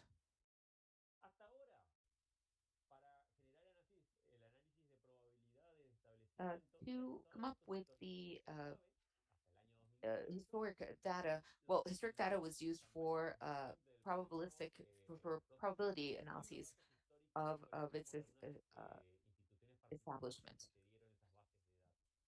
And this is the information that we input in our database. Uh, so, or not establishment, introduction. So we were able to, well, we had results. We had many results, but little data. But luckily, we were able to populate the database with different information from participating countries, and our models were much more enhanced than what we had before. And then, well, this is all regional because definitely it would be hard to be able to gather more global perspective. So it's a regional perspective. So this is our consensus layer based on the different models. So red is the riskier areas, yellow, less risky, blue, not much probability, and not much, not no probability or little probability of the vector's presence. That's light blue, and then blue. Blue, sorry, reflects that there is no data available for development or information regarding development of the disease or spread of the disease. That's for the first year. Then the Maxin analysis was done. We needed to mention Maxel. Everyone had to mention that. And the prior map, the consensus layer, was superimposed with Maxis layer to obtain a new consensus layer that adds everything with the sampling areas. So up until now, we are well developing a pretty good map, I think. Uh, Dr. Posny and Lou have luckily collaborated on this, and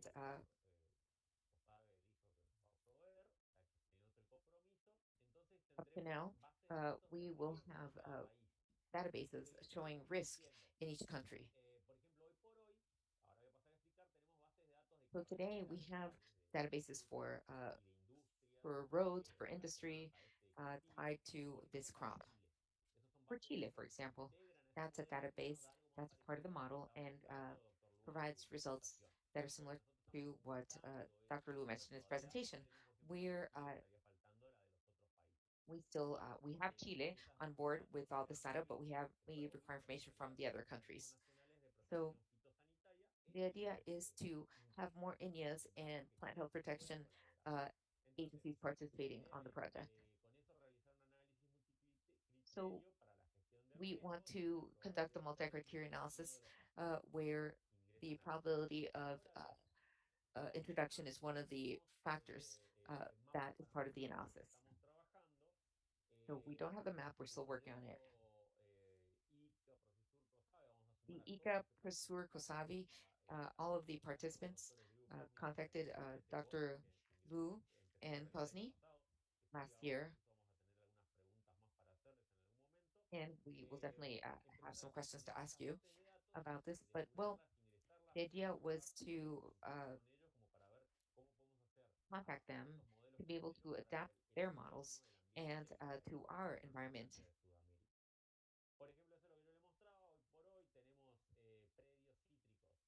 So today, we see areas where we have, well, we have citrus orchards or farms in red, and here we see routes.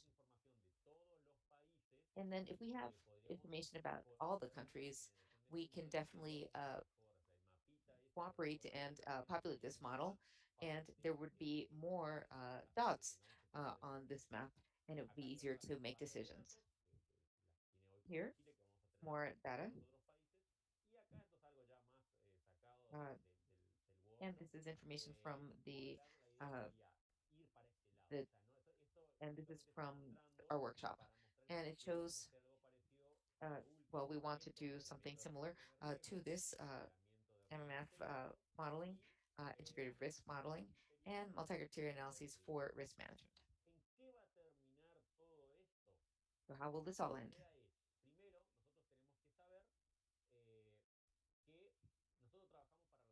We need to know that we're working on solving a problem, HLB, and prevent it from spreading. And farmers continue to produce citrus fruits safely. We're not on the scientific side. We're not on the enforcement side, as COSAVE is. Our role is to help farmers, help them grow more and better produce.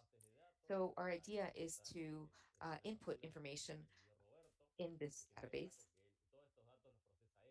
And Roberto is responsible for processing all of the data and then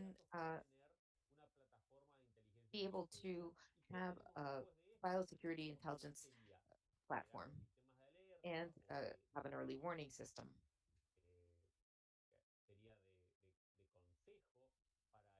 It would be an advisory service for the farmer, an early warning system, for example, if for the farmer to receive, I don't know, warning uh, it'll be a text message you may get, the maybe use social media, just mentioning that there's risk of the disease nearby and avoid the disease from spreading. And this is from Monday's panel. We learned from Dr. Keith Cressman from the FAO about the desert locusts. And we may have the best model, but if it doesn't, if it's not adapted, and if it's not understood by its users, it's just taking up space in our computers, and we won't be able to contain HLB. So this is the presentation we wanted to show. It's showing what how our project is moving along. We, of course, have much more to do, but things really became complicated with our quarantine, or lockdown. So, but it's something positive though that resulted from the pandemic. Thanks for your attention. And since I'm the last one, well, I'm going to uh, ask, ask you to move on to the next section, which is the question and answer session. Muchas gracias, Alberto. Te Thank you, agradecemos a Alberto. vos la Thank you so oportunidad much de poder compartir for haciendo speaking about presentación. what we're doing in the Southern Creo Cone. que a pesar de todas las dificultades que vos presentaste, que Despite the quizás tenemos, difficulties that we la ambición es face, grande, es conseguir we're pretty nuestros ambitious. modelos regionales y además We con want modelos our own y con regional models aplicaciones que lleguen a and todos los productores. devices and Pero creo que una instruments de las that cosas can be principales que used se by demuestra ahí the es different la farmers. importancia de lo que es el trabajo regional But y el trabajo this shows how multiinstitucional, important ¿no? Las necesidades multi-institutional de and las regional zonas work más is, pobres que son de sharing with beneficiarias, de stakeholders from different alfabetización, de areas, registros, decision y makers, eso permite, porque uh, las zonas and mezcladas en comunidades son collecting data transfronterizas y tienen because it allows transboundary interrelación, pests y to además be la oportunidad contained. que brinda para identificar dónde And it's a great necesitaríamos opportunity to trabajar identify más uh, profundidad en la obtención de datos de where we campo. need to Así work que more in muchísimas getting data gracias. from the field. Y So bueno, thank you. como sigue la agenda, vamos a dar ahora el espacio para las preguntas So que now nos han we're going to enviado de hold a Facebook y de question and YouTube. answer session, and Para we've dar received inicio, questions on la Facebook primera and YouTube. pregunta es The para first el doctor question is Morales, for Dr. Morales. que pregunta por qué no se usó el análisis de Why correlación de didn't variables the estables variable para correlation notar si analysis, why aumenta la wasn't that used? sobreestimación del modelo? Pseudopresences. Does this improve the overestimation of the model? Dr. Morales. Bueno, una buena pregunta y la That's verdad que a good usamos question. muchos escenarios. And we did use many scenarios. Como dice la persona que pregunta, usamos correlación The question temporal, says, well, we used usamos various variables, análisis de componente and we used principal y principal cada uno component de esas analyses, variables, and each of the tanto variables correlacionadas correlated como no correlacionadas, and non-correlated, tanto componentes principales, and generan escenarios other components distintos, tanto create para different scenarios presencia y for pseudopresencia. presence and pseudo-presences. La segunda pregunta The sobre second question, la pseudopresencia if sobreestimada, pseudo nosotros pensamos que presences sí, overestimate, we think efectivamente. they do. Sin embargo, quisiéramos recalcar que But we want nosotros to highlight comparamos that when la we compare pseudopresencia en relación pseudo con presences and results otros trabajos with hechos en other Nueva work Zelanda done in New eh, Zealand, for example. por un investigador de apellido Sin, no me acuerdo I mean, I específicamente can't su remember nombre, the researcher's su name apellido, perdón, es or his Hussein, last name. y ellos Hussein, I remember utilizaron was his name. Well, they su core vector used machine uh, y teníamos a exactamente vector los mismos machine, resultados. and Su core we vector machine, had a y al usar vector machine. We had the pseudopresencia same con Maxent, results as we did with Maxim. justamente el objetivo era un poco sobreestimar. The ¿Por qué? objective was to overestimate. Why? Why? Queríamos asegurar Uh, una we toma wanted de to decisiones, ampliar el área, ensure una toma de that decisiones para controlar una plaga que we si could no make estaba the right decisions to estableciendo que era be able Drosophila to Suzuki. control Entonces, a por lo pest, tanto, Drosophila Suzuki, sí at that point in time. utilizamos sobreestimación con So we used pseudopresencia overestimation para with asegurar a un pseudo rango presence más amplio to para ensure el a broader control range de esta plaga. for Y bueno, controlling the pest. afortunadamente tomamos una decisión correcta y lo único que tuvimos Fortunately, que decir we para made Drosophila the right Suzuki decision. no And funcionó for en this Chile, pest, no well, todo el this does mundo not funcionó work para otra plaga, in Chile. I can't pero say the same por eso for other usamos pests. muchos But escenarios para given that we use many poder tomar scenarios to una be mayor able toma de to decisiones have sobre many esta plaga. options in our decision Eso es making todo. Eso es. structure. So that's all. Muchas gracias. Hay una segunda pregunta para There's vos que another tiene que ver question. con luego de que It se has to do generaron los with modelos, after si es creating the común models, validar is los it datos en common to campo. validate the field data? Por ejemplo, nuevamente en el caso de Drosophila Well, Suzuki for que mencioné Drosophilus en la Suzuki presentación, that I mentioned, nosotros hicimos los primeros cálculos el año during our first 2017 calculations in y con el 2017, well, 2018 y in 2019 2018 and 2019, sí se validó ese cálculo we did y sí validate that calculation, usamos datos de terreno. and we Y de used hecho, field quisiera data. recalcar que fue justamente Roberto Carlos Tapia Roberto Carlos quien Tapia no esos datos de validación, ya que opened el, uh, la conducted the validation data because he knows more about review out in the field than I do. So perhaps Roberto can add to this answer. Yes, sure, Roberto, you have the floor. Thank you. I would like to just say hello to Doctors Posny and Dr. Luo, and just commend them on their presentation and mention that it's great to have them here at this meeting. Doctor Morales, Well, un poco as comentar que todo Dr. Morales had mentioned, this was a process for methodological development. Can you all hear me? ¿se escucha? Sí, Sí, sí, pero no se te perfecto, ve. Roberto. Entonces, nosotros analizamos cómo se hacían So we estos analyzed how these studies were conducted. We looked uh, different at the literature, global literature, HLB, for example, which we began to surveillance for in 2017, 2018.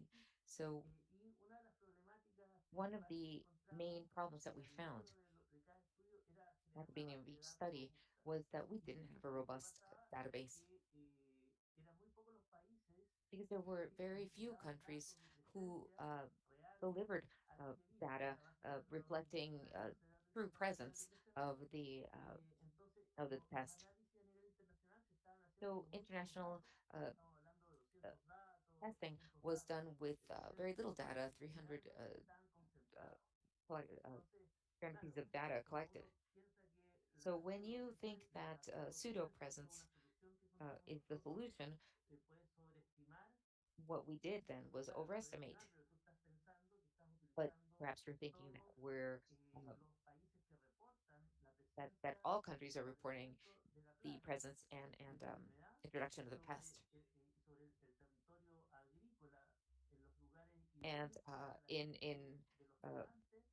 crops and how crops being affected in under different criteria.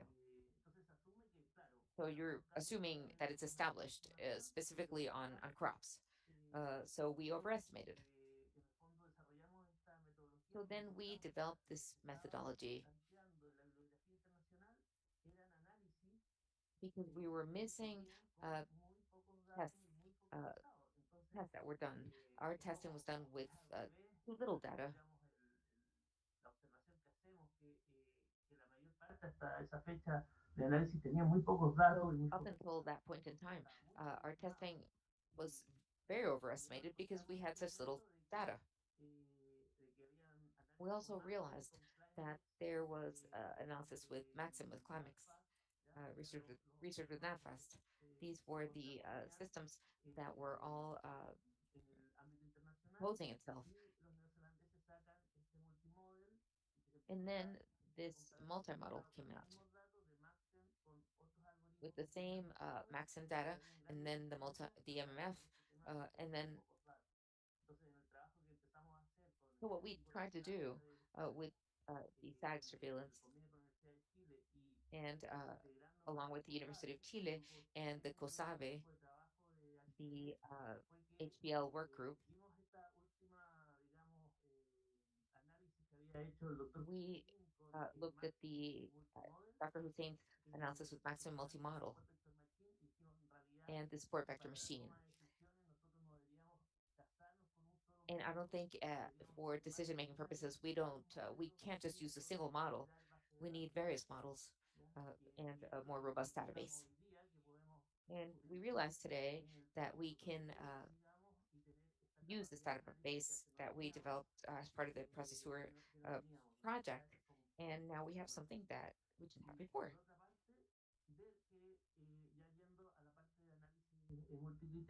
Also looking at multi-criteria analysis. The analysis done with multi-model analysis helps us to assess the suitability, as Dr. Lu mentioned, and it's a single factor of many different risk factors that should be considered in risk management. Sorry for my long answer. There are many factors that need to be analyzed. We just need to continue to do more of the same. The good thing is that our suitability part is already advanced. It's made. much headway. Would you like to add something? Thank you very much, Roberto. No, yo creo que Roberto agregó bastante No, información. I think Roberto gave enough information. So the question has been answered. Thank you. Now the question is for Drs. Posney and Lu. So how important it is to use different databases for different diseases. There's one that is key, like climate, routes, industries that should always be taken into consideration for any sort of spreading. For any sort of spreading? That was the end of the question. Sorry. Didn't sound like it. Um, yeah, so I'll start and I'll let Becky follow suit. So I believe the question is more geared towards why we use different data sets and different databases beyond more climate focused. So in the US, so speaking from our experience, there's a lot of a big amount of data, publicly available data, and the way diseases and pests move. Something with the U.S. we like to collect data on everybody that comes through our country and everything that goes on there. So climate is a very important thing. Without a suitability model saying whether or not the pest or disease can actually survive there, that's a critical component. But we also want to track the propagation routes so that we can target survey efforts as best we can. We want to have an efficient use of those resources to stop any further spread.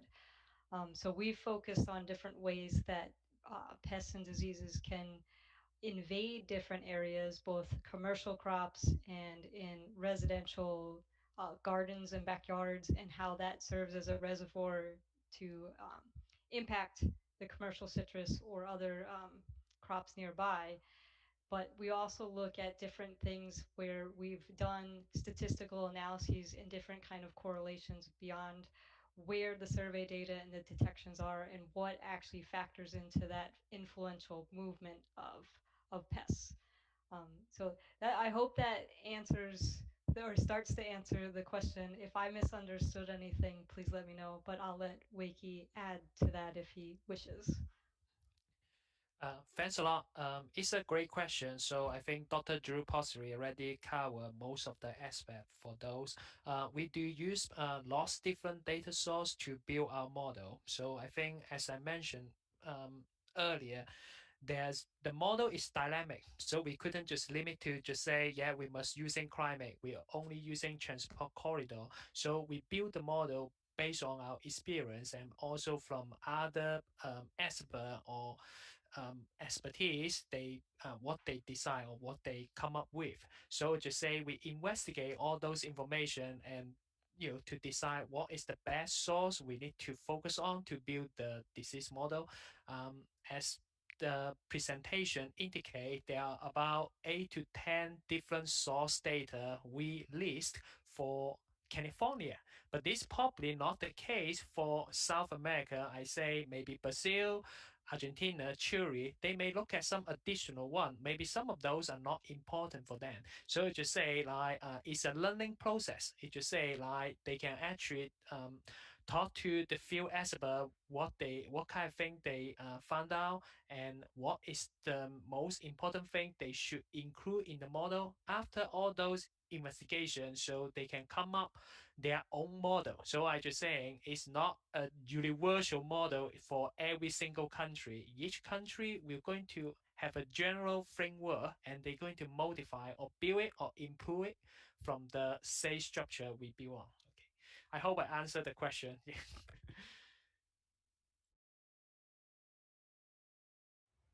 Cecilia, Adelante, Alberto. mira, aprovechando que ha hecho esa respuesta, yo quisiera Yes, preguntarle Cecilia.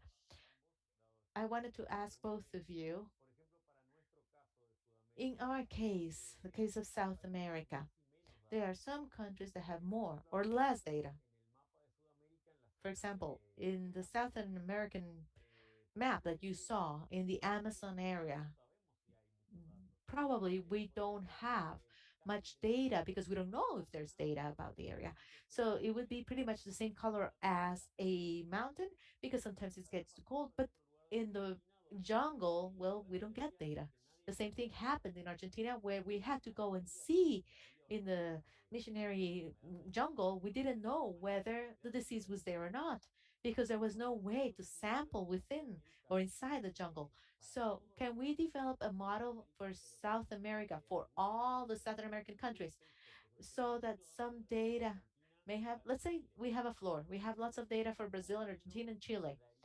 Would it be possible to develop a model that would minimize the risk of disease, of the presence of the disease in certain countries that may not have as many data as those that have lots of data? Okay, so thanks a lot for the question. So I try to answer it first, then I'm going to pass to Dr. Drew possibly to add more information. First thing is to say it's a common problem in the world is some part of the region have more data available, some part have less. This actually happened in the US as well. So building a model is a long-term process. You're not going to have a perfect model in year one. So now I'm using Florida or California as example. We only use about 3 or 4 risk factor in the first year because we are not familiar with the disease. We really don't know where it's going to show up. What is the most important factors we need to consider on the first year? But once we start to investigate more, we start to just find out more related information about the epidemiology of the HLB of the disease. So now to back to the example or the situation for South America. So I understand each country have their different development or different focus on when they collect data. Some will be have more data rich data. Some will have a lack of information.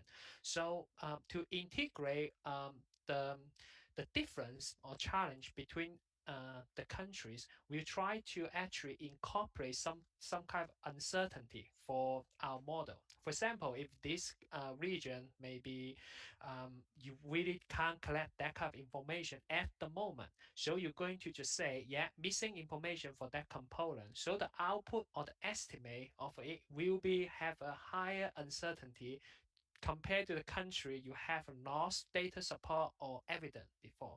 So, but the main purpose is just say like is not to say you must have the best model in year one. You try to build a simple one. Then the second year you try to improve and see whether you're able to have extract all those information you are missing at the moment. So I think by 3 or 4 or 5 years time, you're going to have a more sophisticated model. So it's a long-term process to build a model, but definitely it's doable. Okay, I'm going to pass that to Drew. So see any other things you want to add. No, I don't have much to add. That's a great point there, Wiki. Because in some of the risk maps that we've developed for the US, there are places that surveyors can't access. If you go back to one of Wakey's slides, we can't access, say, Indian reservations or military facilities. That's a much smaller scale than, say, the Amazon rainforest. So there is a level of uncertainty, and we can simulate and run a bunch of models at the same time to create that uncertainty that you're going to need to start with. But as Wakey said, it's an ongoing process. We continually refine and update these risk maps, and so it continues to learn and improve uh, before you can really get to that ground truth. So another example would be when we're talking about a residential host map. We have to estimate where citrus trees are in people's backyards until we can send out and get enough information to fill in that knowledge gap of where to go search for stuff like that. So that's all I would add to Wiki's great response.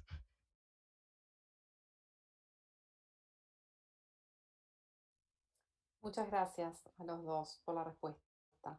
Y una pregunta que tengo también Thank you es, both for your answer. I have another question for Dr. Luo, but maybe Dr. Posney can elaborate on it too. How can you incorporate the illegal entry of material or would that be also associated to people's migration? And do you know of any other similar works with regards to diaphorin and HLB, like Bacteria coferelli, Candidatus liberibacter, Sonasiatum, and lateropods for Achatina fulica? Okay, I think the question is about how we're going to incorporate the maybe the subspecies introduction of the HLB related material from the neighbor country or from the foreign country. So I'm going to use the example in the US first. So to answer this question, we in the US we have a rich database about all the foreign introduction. So we have the demographic information. We know where the people want to travel to in the US. So we have a database about the demographic. We know what is the most likely place they're going to bring in the disease. In Dr. Drew Posley's presentation, we also mentioned about border crossing. So in the through the U.S. custom, every time you go through the border, they report how many maybe hazard or maybe quarantine material they try to bring in each month. So this will give you some idea. To link with the source country. For example, there's something introduced in a particular country A. So it just say we can trace back the source and we see what is the potential spread from that source country. So it just say like all this database we have built in the US will be very beneficial for um, uh, getting or building an accurate model in the US. So probably this is just a short answer. I'm going to just pass to Drew, see whether she have any more information want to add on. Just a tad bit, just to explain a little bit more about the data that occurs at those border crossings. So there is data collected about any interceptions of any material that passengers and trade in all sorts of mechanisms that enter the U.S. So that data is there that we can also use to update where the disease might be coming from to gain that knowledge about suspicious countries or not suspicious, suspected countries for where the disease or pest might occur. So I just wanted to add that one extra piece. But I think I also heard something about a different Liberibacter. We've focused on the three main ones that have impacted the US, but that's certainly another one that we could either integrate or aggregate with the three others or focus on any new or emerging pest in that capacity. That's another example of a learning curve for something that's spreading very quickly or it's going undetected in other areas. But we would be able to use this type of data to help fill in those knowledge gaps in the model framework that we have set up.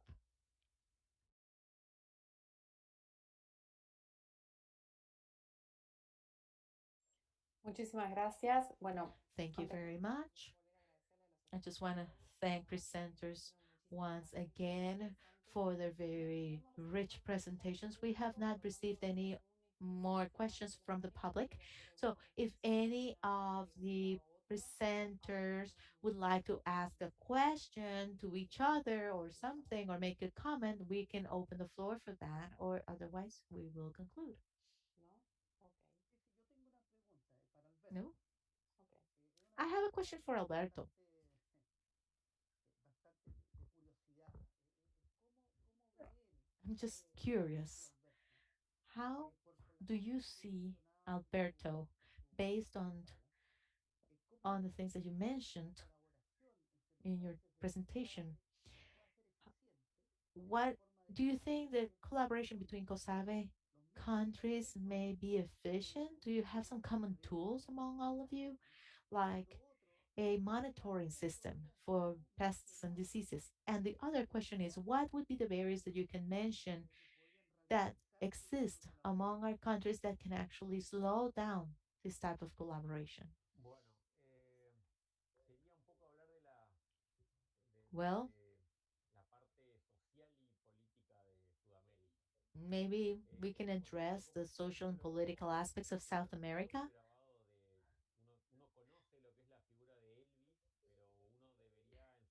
You know, for example, who Elvis Presley is, but you should, in the caricature, you should see Elvis. So if we try to do that caricature of Elvis, and it had to be drawn by many, many people, each with his or her own pencil, and we have to understand this caricature at the end. So we need to be happy with that, whatever the outcome is, because probably we won't have more time to draw it again. So I believe that there are some limited databases. Main thing before any database, I see a deficit of knowledge in this type of information, the information that is being communicated in this series of panels at all realms, university level, surveillance agencies, INIS, INTA, whatever, USA equivalents. So I also see that in some countries, hundreds of people are working on that, and in other countries, you only have one person who might know about it. So I think that's one of our weakness. We don't have enough people trained that may communicate what we need to survey, because we know that we have that from Sir Ronald Fisher. He used to say, measure, measure, and measure. You need to collect information. We don't know for what, but we need to collect information. And the problem is what we do with said information. And today we don't even know what to measure. So I celebrate when we have spaces like this, because as we get in touch with professionals, we can understand what we miss or what we're missing, because we know what this disease is like. We know what the insects are, where it attacks, what it attacks. We know people have been working on this their entire lifetime, but we still don't know how to put this together in a model. And even worse, we don't even know how to communicate it. And that's the problem. Having a great model and not having how to reach the farmer to do whatever it takes to kill the insect. So that's my point of view. So I would like to thank once again for the opportunity to have this talk times, and for them to be recorded so that people who were not able to be here today can actually listen to them tomorrow, and maybe we can work together in the future. Thank you very much, Alberto. If you allow me, I would like to thank the fact that I'm very pleased with everything I've heard today. I learned a lot. I would like to thank Ru and Wakey for their truly valuable presentations. So I am very thankful for the invitation, and I just hope I get the chance to participate in many more. Thank you, and attend many more. Thank you all. Once again, I would like to thank all four of you for your great presentations, for being mindful of the time that you had available, and for your excellent presentations. This was a great panel. And before closing, I would like to thank the supporting team of this series. We are already in our fourth panel. We have one last next year, personnel of the IICA's headquarters that have to do with logistics, translation, Zoom, interpretations, and everything that makes this work in a perfect or almost perfect manner. Sometimes we have some technical issues that overcome us, but also the members of the institutions that are part of this project, COSAVE, people from Xenius who are helping us in gathering information, people from ICA and from the programs. And I would like just to invite you for the next panel, which is on Monday, the 29th. This is the fifth panel, same time as today. We are going to be talking about the modeling infrastructure for decision making, and then we will have some closing remarks by the organizing members. Here and on the screen, you can look at the agenda of the next panel. And so have a great remaining of the week and a good night. Thank you all. as well. Muchas gracias,